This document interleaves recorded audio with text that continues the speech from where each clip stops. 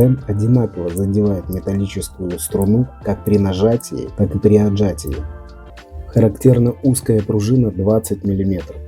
Направляющие стема расположились в верхней крышке, и в случае такого переключателя смазать будет достаточно только направляющие для плавного хода и самой обычной смазкой для свечей. Сам стем лучше при смазке вообще не трогать. Будете задевать кисточкой выступ для щелчка. Смазать можно лишь маленькую зеленую деталь, которая замыкает пластину. Открывать при этом крышку не нужно. Деталька достаточно неприятная, если выпадает, крайне сложно ее воткнуть обратно.